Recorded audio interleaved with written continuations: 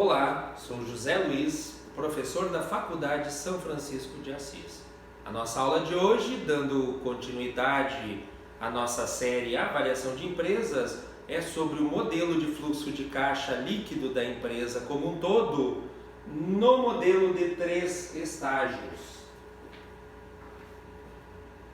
Nós vimos na aula anterior, no modelo de 2 estágios, que quando a empresa se encontra em um estado estável de crescimento e depois de N anos ela passa a crescer a uma outra taxa de crescimento também estável, que será de perpetuidade, esse GN aqui, o valor da empresa é obtido pela seguinte fórmula.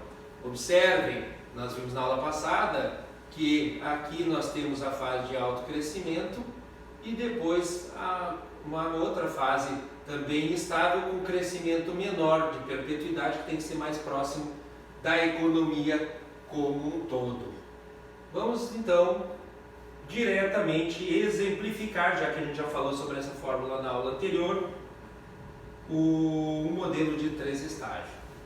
Para o modelo de 3 estágios, nós vamos exemplificar por meio da empresa TV a cabo, que é uma empresa de entretenimento que deseja avaliar suas ações. As justificativas para a utilização do modelo de 3 estágios são: a empresa possui um rápido crescimento em função da indústria onde atua, sendo que espera que as receitas cresçam 32% nos próximos anos. Além disso, a empresa nunca apurou lucros após os impostos, embora tenha demonstrado alto crescimento. Isso porque ela teve uma alta alavancagem. No entanto, antes das despesas com juros, a empresa apresenta um valor positivo para o fluxo de caixa da empresa como um todo, né? Embora o fluxo de caixa do acionista seja negativo, já que nele nós abatemos o valor das dívidas e do valor do pagamento do principal. Então é o que justifica utilizar o fluxo de caixa da empresa e não do acionista. Além disso, a alavancagem financeira da empresa é alta, mas se espera que ela decline à medida em que a indústria vá se estabilizando. Os dados atuais são os seguintes: receita de 700 milhões, EBIT de 130 milhões, valor da dívida 2.720 milhões. Os desembolsos de capital atualmente são de 160 milhões e a depreciação de 135 milhões. O capital de giro representa 11% da receita, a líquida dos tributos é de 34% e a taxa livre de risco de 7,5%. Já os dados para o período de crescimento elevado são esses. Ele teve esse crescimento elevado, terá uma duração de 5 anos. A taxa de crescimento esperada do EBIT vai ser 32%. A mesma também para crescimento dos impostos de capital e da depreciação, 32%. O beta nesse período de crescimento elevado de 1,62%. O custo da dívida antes dos tributos, 10,4%. O índice de endividamento, 62%. E o capital de giro vai permanecer representando 11% da receita. Já no período de transição, que também vai durar 5 anos, a taxa de crescimento esperada do EBIT se reduz linearmente de 32% do ano 5 para 6%, que vai ser a taxa de crescimento lá no período estável, no 10º ano. Então vão ser 5 anos, né, do ano 6 ao ano 10, com uma redução linear dessa taxa de crescimento ao longo desses 5 anos. O beta para essa fase cai para 1,28 e o custo da dívida 9,4 antes dos tributos. Já o índice de endividamento representará 52%. E o capital de giro então vai permanecer representando 11% da nossa receita. Finalmente, em relação aos dados desse período de transição, a taxa de crescimento do desembolso de capital vai ser de 9% e a depreciação vai crescer 12,5%. Já os dados do período de crescimento estável, a taxa de crescimento vai ser de 6%, que vai ser próxima da economia. O beta de 1,102 sempre tem que ser próximo de 1, a gente sabe, no período de estabilização. o custo da dívida cai para 8,8% antes dos tributos e o grau de endividamento para 42%. Nessa fase, os desembolsos de capital e a depreciação vão crescer a mesma taxa de 6%. Então, iniciamos cálculos, calculando então o fluxo de caixa livre da firma no período de crescimento elevado, então para os primeiros 5 anos. Iniciando então pelo cálculo do EBIT, resultado antes das receitas e despesas financeiras do primeiro período, esse 161,60 aqui. Como é que foi calculado? Esse EBIT do período 1 é o EBIT atual, que é de 130, multiplicado por 1 mais a taxa de crescimento na fase de alto crescimento, que é 32%. Encontro então 171,60 de EBIT para o primeiro período. Já para o período 2, eu vou pegar o EBIT do primeiro período e aplicar mais 32%, 1,32, encontro o EBIT do período 2, 226,51. Aqui está. E assim sucessivamente, 226,51 multiplicado por 1,32 dá 298,89 e assim para os demais períodos até o ano 5. Já a segunda variável, que é os tributos sobre o EBIT, vou pegar o EBIT no período 1, 171,60 e aplicar a taxa de tributo, enquanto 58,34, que é o primeiro período. Já o 77,01 do segundo período, eu pego o EBIT do segundo período vezes 34% dá o 77,1. Vamos para a próxima variável, que é o desembolso de capital líquido da despesa com depreciação do primeiro período. Vou pegar o desembolso de capital atual, 160 menos a depreciação atual de 135 e aplicar 1 mais a taxa de crescimento do período de alto crescimento, que é 32%. Encontro o desembolso de capital líquido da depreciação do primeiro período, R$ 33. Coloco lá no nosso fluxo. Já o segundo período, 43,56, nós encontramos de que maneira? Pego o desembolso de capital líquido da depreciação do primeiro período e aplico de novo 1,32, enquanto 43,56. E faço dessa mesma forma o período 3, 4 e 5. A nossa próxima variável é a variação do capital de giro do período 1. Nós vamos obter de que maneira? Vou pegar a receita atual, que é de 700, multiplicar pela taxa de crescimento nesse período de alto crescimento, que é 32%, e multiplicar pelo percentual de capital de giro em relação à receita, que é de 11%. Encontro a variação do capital de giro do primeiro período, 24,64, e coloco aqui na tabela. Já o segundo período, esses 32,52, foi obtido de que maneira? Pego a variação do capital de giro do primeiro período, 24,64, e aplico 1 mais a taxa de crescimento do período de alto crescimento, que é 32%, e encontro os 32,52. Finalmente, o fluxo de caixa livre da firma, nós encontramos na seguinte fórmula: pego o EBIT, 161,60, menos os tributos, 58,34, menos o desembolso de capital líquido da depreciação, menos a variação do capital de giro, encontro o fluxo de caixa livre da empresa, 55,62 no primeiro ano. E assim faço para os demais anos. Já o custo médio ponderado do capital, nessa fase de alto crescimento, nós obtemos de que maneira? Vamos pegar, iniciando calculando o custo PL. Pego a taxa livre de risco, mais o beta desse período de alto crescimento, multiplicado pelo prêmio de risco, encontro 16,41% de taxa do custo do PL. Já o custo da dívida, vou pegar o custo da dívida antes dos tributos, 10,40, e multiplicar por 1 menos o nosso percentual de tributos, que é 34%, encontro 6,86% de custo da dívida líquido de tributos. Finalmente, podemos calcular o custo do capital, que é o custo médio ponderado do capital. Então, vou pegar o custo do patrimônio líquido, 16,41, multiplicar pelo meu capital próprio, que é de 38%, mais o custo da dívida multiplicado pelo meu endividamento, que é de 62% nesse período de alto crescimento, encontrando o OC, o custo médio ponderado do capital, dessa fase de alto crescimento de 10,49%.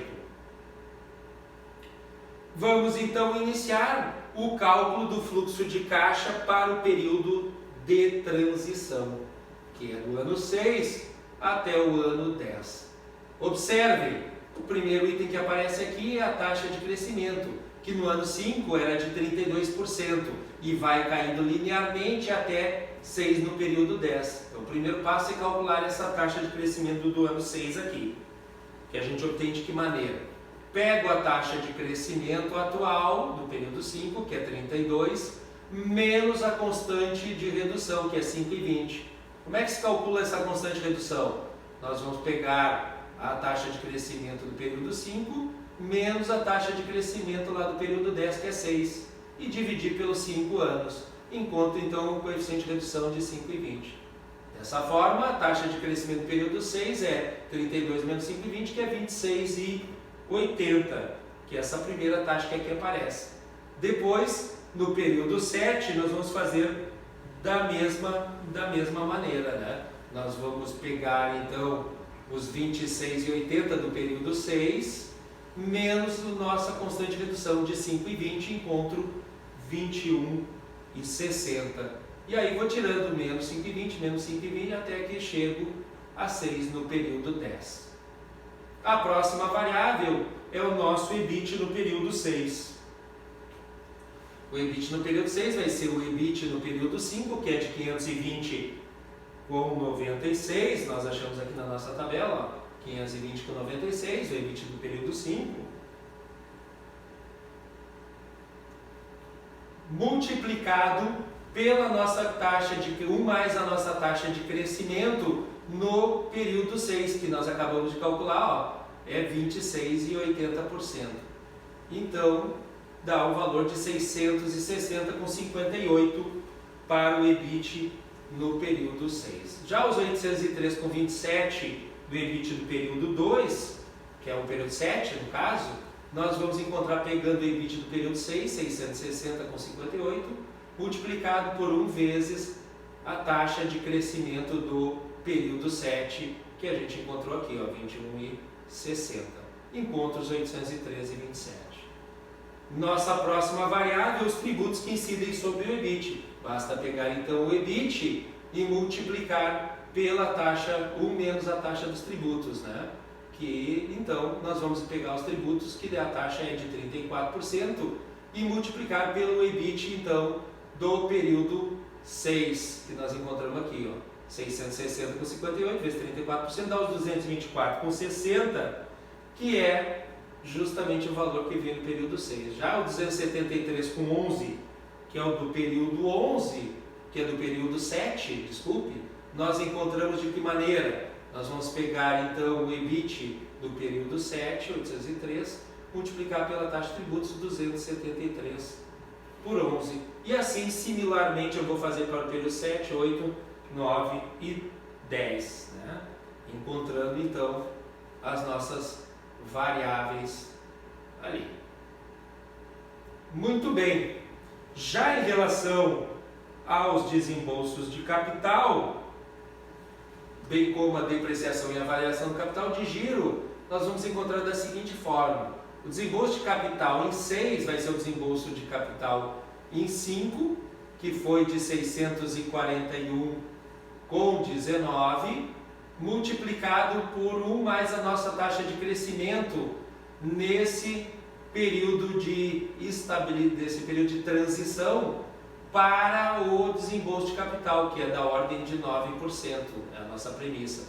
Então, encontramos os 698 aqui, com 90 do primeiro período. Já o desembolso de capital do período 7, 761,80, esse 761,80, nós vamos pegar os 698 que a gente encontrou aqui, ó, com 90, que é o desembolso de capital em 6, e aplicar 1 mais a nossa taxa de crescimento do período de transação, que é 9%, encontramos os 761,80 no período 7 que a gente viu aqui na nossa tabela. Nossa próxima variável é a depreciação. Para a depreciação do período 6, nós vamos pegar a depreciação do período 5 mais a taxa de crescimento da depreciação, que é de 12,5%. Esse valor da depreciação do período 6, de 541, eu peguei a depreciação atual, que é de 135, e multipliquei por 1 mais a taxa de depreciação do período de alto crescimento, que era 1,32, e elevei na quinta potência, porque foram 5 anos de alto crescimento. Encontrei os 541,01, que é a depreciação do período 5, que multiplica então pela taxa de 1 mais a taxa de crescimento da depreciação na transição. Encontro 608,64 para a depreciação do período 6, 608,64.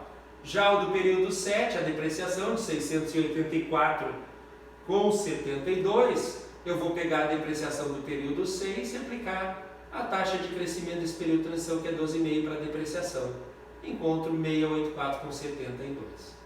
Agora sim, a próxima variável é o desembolso de capital líquido da depreciação. Então, o que eu vou fazer? Para o período 6, eu vou pegar o valor do desembolso de capital do período 6, que nós encontramos aqui, 698,90, menos a depreciação do período 6, 608,64, encontro então 90,26 para o período 6. Então, na verdade, eu vou pegar o desembolso de capital menos a depreciação e vou fazer assim com todos os demais períodos. Sempre pego o desembolso de capital menos a depreciação para encontrar essa linha aqui, que é o desembolso de capital líquido da depreciação.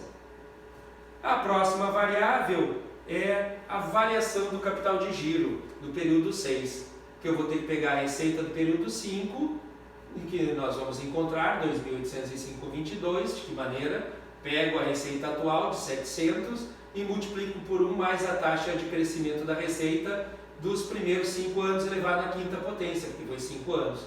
Então, multiplicar por 1,32 elevado na quinta, dá a receita do quinto ano, 2.805, que é a primeira variável aqui da variação do capital de giro em 6. Multiplico pela taxa de crescimento do período 6, que é 26,8. Vou voltar lá na nossa tabela, ó. A taxa de crescimento do período 6 é 26,8. E multiplico pelo percentual do capital de giro em relação à nossa receita, 11%. Encontro então a variação do capital de giro do período 6 de 82,70 e coloco aqui na nossa tabela. Já o do período 7, a variação de capital de giro de 100,56, nós encontramos de que maneira? Pego a variação do capital de giro no período 6, 82,70, e aplico 1 mais a taxa de crescimento do período 7, que aqui está, 21,60, que a gente utiliza então 1 mais 21,60, encontro 100,56, que é a variação do capital de giro no período 7. E assim faço com o período 8, 9 e 10, o mesmo cálculo.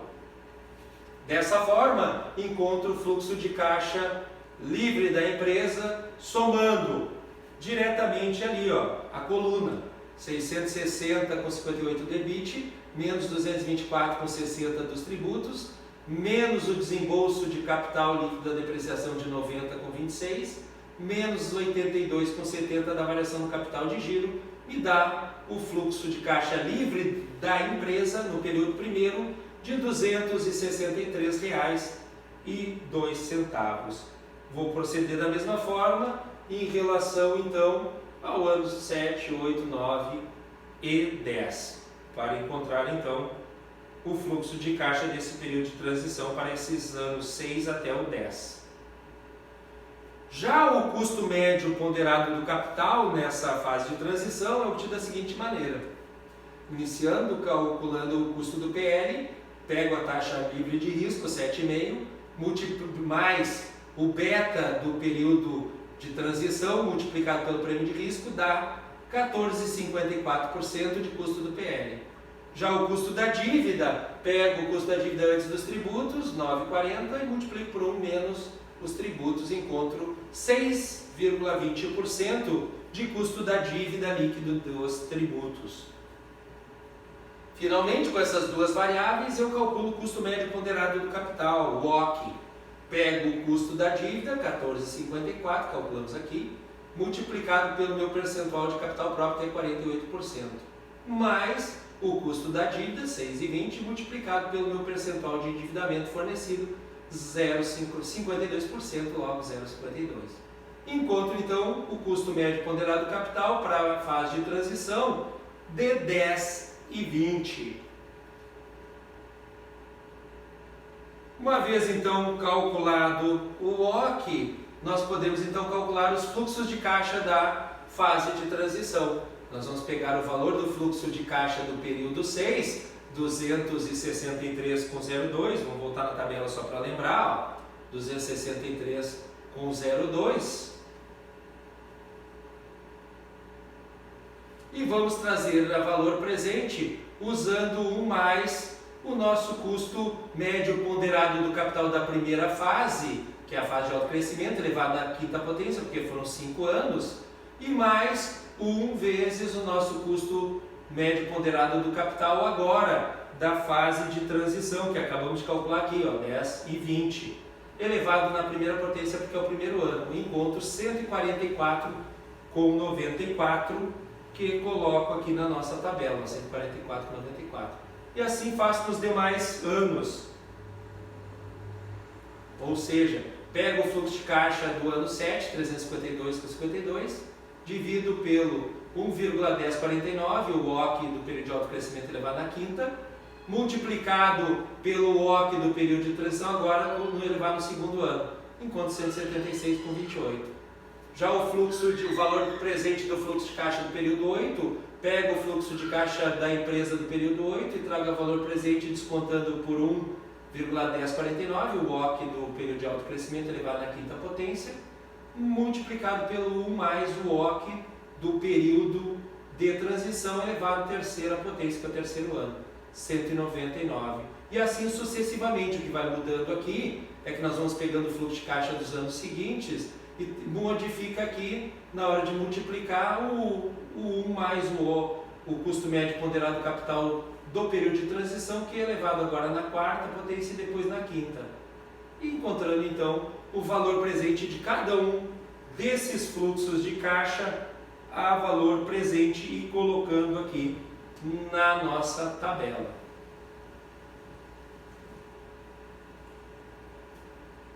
Temos que calcular agora, então, o custo médio ponderado do capital na fase de crescimento estável. Iniciamos calculando o custo do PL nessa fase. Pego a taxa livre de risco mais o beta dessa fase de crescimento estável multiplicado pelo prêmio de risco. Encontro o custo da dívida, custo de PL, de 13,11%. Já o custo da dívida, pego o valor do percentual da dívida antes dos tributos e multiplico por 1 menos os tributos, encontro 5,81 de custo da dívida líquido dos tributos.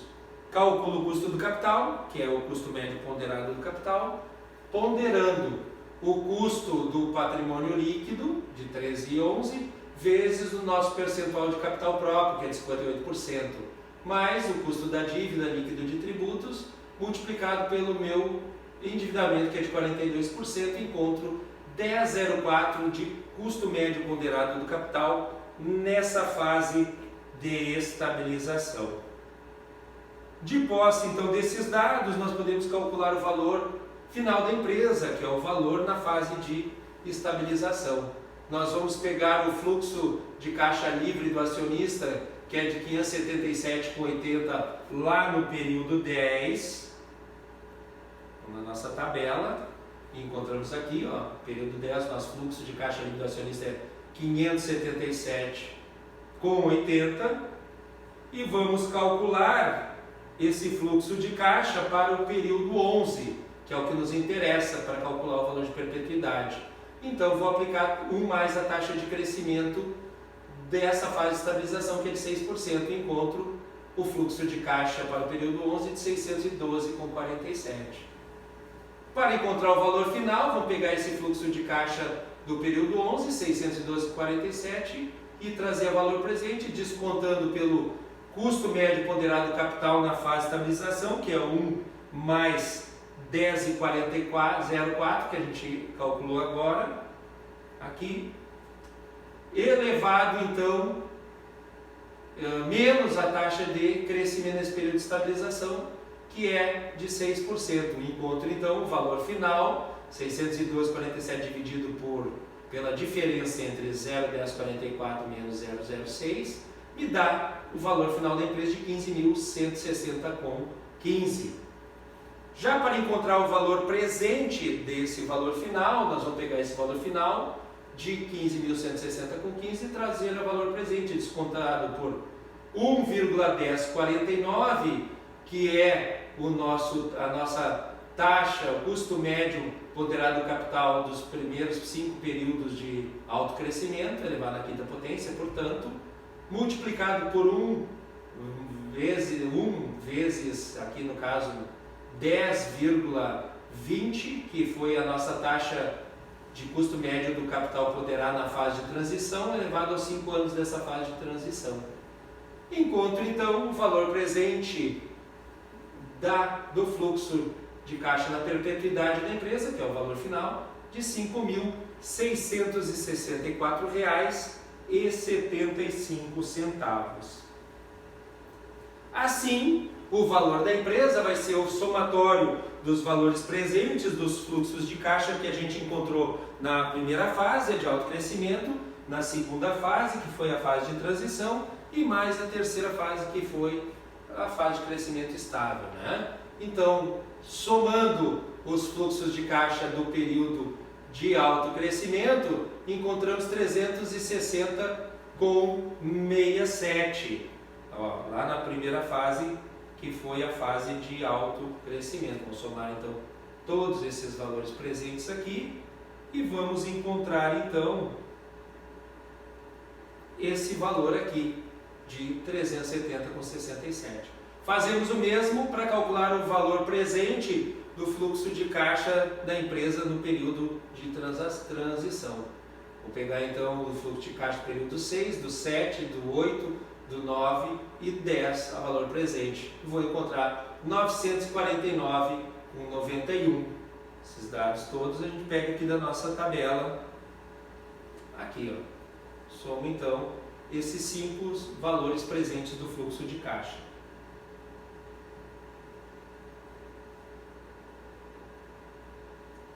Encontro 949,91. Já o valor presente do fluxo de caixa pela estabilização, a gente acabou de encontrar de 5.664,75 aqui. Ó. Muito bem. O somatório, então, do fluxo de caixa do período final, mais do período de transição e mais do período de alto crescimento, me dá o valor da empresa como um todo, 6.985,33. Abatemos o valor da dívida, o valor de mercado, 2.720, e encontramos o valor do patrimônio líquido da nossa empresa de R$ 4.265,33. Essa foi a nossa aula de hoje. Obrigado a todos e até a nossa próxima aula.